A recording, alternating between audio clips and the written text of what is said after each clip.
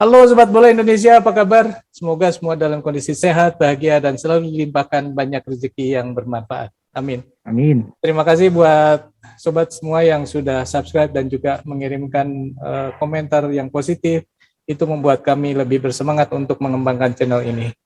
Oke, kali ini kita akan membahas mengenai prediksi pertandingan Indonesia melawan Myanmar yang akan berlangsung esok, tanggal 15.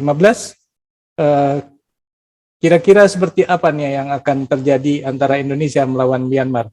Oke, sebelum kita mulai, Bro Ipung, bagaimana nih posisi di klasemen kedua tim ini? Iya, ya kan setelah pertandingan terakhir Indonesia melawan Filipina, kemudian Vietnam melawan Myanmar, itu kan ada pergeseran peringkat ya, Bro. Memang kelihatan sekali bahwa lonjakan peringkat Indonesia itu terlihat dari kemenangan melawan Filipina dengan jumlah agregat gol yang besar ya, 4 ya. Betul. Sedangkan kemarin Myanmar sendiri itu kan kalah melawan Vietnam ya. Sehingga dia juga mempunyai nilai yang sama dengan Indonesia, hasil dari 2 kali kemenangan dan 1 kali kalah. Itu menempatkan Myanmar jadi di bawah Indonesia saat ini di peringkat ketiga dengan agregat gol kalau nggak salah 65 ya. 6 memasukkan 5 kemasukan, artinya plus 1 lah ya. Kalau Indonesia kan 8 memasukkan 4 kemasukan ya. Jadi plus 4. Nah, itu dengan asumsi memang poinnya masih sama antara Myanmar dengan Indonesia. Nah, Vietnam sendiri ada di puncak klasemen dari hasil 1 seri dan 2 kali menang itu di peringkat atas dinilai 7 gitu loh, Bro. Jadi justru hasil kemenangan Vietnam melawan Myanmar ini justru agak menguntungkan Indonesia dalam menghadapi semifinal dalam menghadapi pertandingan terakhir nanti. Karena saya pikir kalau kita melihat agregat gol Indonesia yang boleh dibilang lebih surplus ketimbang Myanmar, tentu kalau ya pertandingan ini kemudian harus berakhir dengan seri, tentu Indonesia yang akan ikut katakanlah Vietnam yang hampir pasti untuk melaju ke fase semifinal gitu. Ya, betul. Kalau Indonesia dengan Myanmar berlangsung seri, maka poinnya akan 7, tetapi Vietnam melawan Timor Leste diperkirakan Vietnam akan melaju lebih tinggi lagi, bisa mencapai 10 poin ya, sehingga Vietnam akan bertahan di puncak klasemen dan Indonesia ada di posisi kedua. Itu kalau seri. Oke, berarti Indonesia cukup seri untuk ke semifinal, sementara Myanmar harus menang untuk melaju ke semifinal. Kurang lebih seperti itu ya, Bro? Ya, betul. Memang kalau hitung-hitungan statistik harus nilai dengan asumsi pertandingan berjalan seri, Indonesia sudah diuntungkan gitu loh.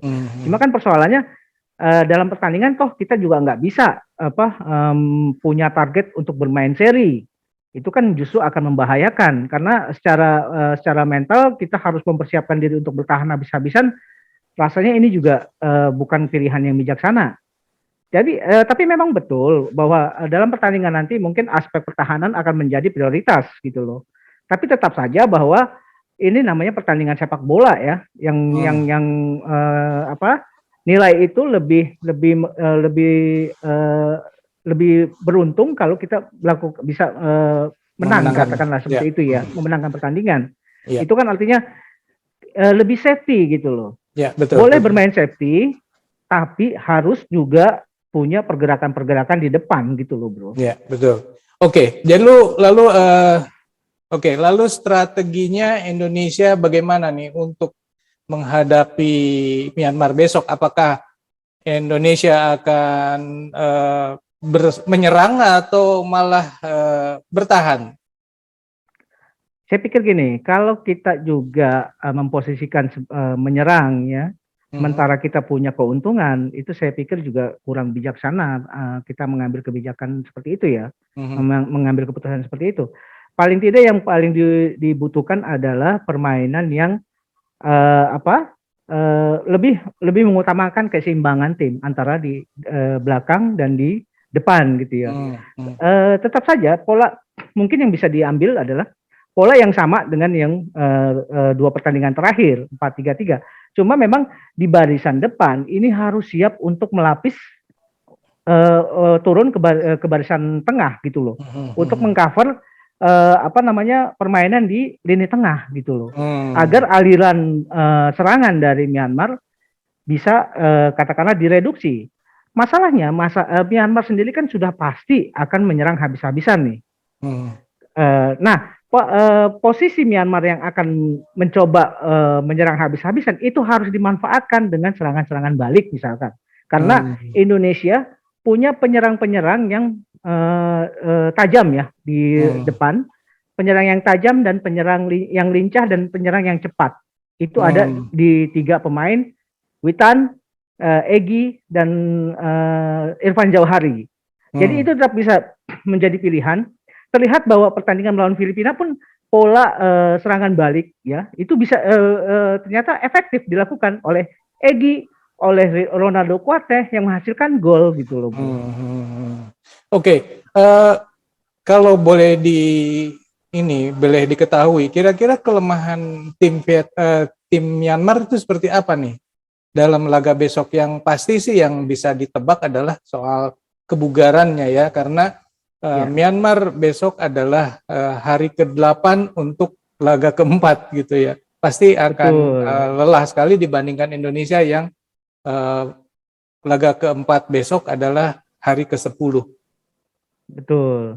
Memang kan kalau kita lihat jeda waktu istirahat Indonesia pasti punya 2 hari lebih ya ketimbang Myanmar.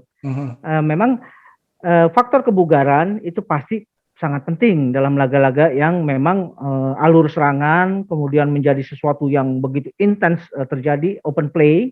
Jadi memang kebugaran dari Myanmar itu bisa boleh dibilang agak meragukan ya untuk pertandingan open play yang menuntut intensitas tinggi gitu loh. Nah, justru kekurangan ini itu bisa dimanfaatkan oleh pemain-pemain Indonesia gitu loh. Oke lah, katakanlah kita jangan terjebak untuk meladeni permainan open play yang begitu intens, tapi kita tetap bermain di tengah dengan positioning, dengan transisi ke depan yang melalui serangan-serangan balik gitu loh. Jadi itu yang bisa kita lakukan, dan kemudian jangan biarkan pemain Myanmar menahan bola atau menguasai bola lebih lama. Itu. Jadi karena pemainnya Myanmar sendiri memang punya kecepatan juga nih bro di depan, terutama pemain yang nomor 10 dan pemain nomor 7. Khusus untuk pemain nomor 7 ini, dia adalah otak serangannya Myanmar. Ini yang harus dijaga oleh Mark Locke, saya pikir. Itu yang kalau dia sebagai otak serangan ini tersumbat, tentu secara general serangannya Myanmar pun bisa katakanlah bisa diminimalisir gitu loh. Untuk kemudian ada pemain-pemain tengah kita seperti Ricky Kambuaya yang punya karakter sebagai ball winner untuk membawa atau katakanlah untuk memulai sebuah serangan gitu loh bro. Oke, jadi Indonesia akan mempunyai tim yang 11-nya itu adalah sama dengan yang Filipina starting line up-nya ya, atau berbeda? Kita melihat nanti pada kesiapan dari Sahrian ya. Saya melihat sih mungkin di belakang ada Asnawi, ada Fahrudin, ada Rizky Ridho, dan di kiri Dewangga. Kemudian di tengah bisa Mark Locke, kemudian ada Ricky Kambuaya, ada Sahrian Abimanyu. Terkecuali misalkan Sahrian terkendala dengan cedera, saya pikir ada baiknya masukkan Rahmat Irianto dulu gitu loh.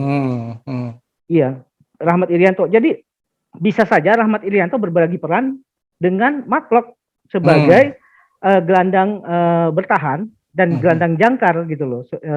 Jadi dia tugasnya adalah mereduksi awal serangan dari Myanmar. Itu antara Rahmat Irianto dan Mark Locke bisa bergantian. Kemudian di depan itu masih tetap sama karena kita mengandalkan permainan, katakanlah ya, saya asumsikan permainan Indonesia akan memakai pola serangan balik. Kita bisa memanfaatkan kecepatan Egy, Witan, dan Irfan Jauhari. Saya pikir Irfan lebih cocok ya untuk pola-pola serangan balik ya.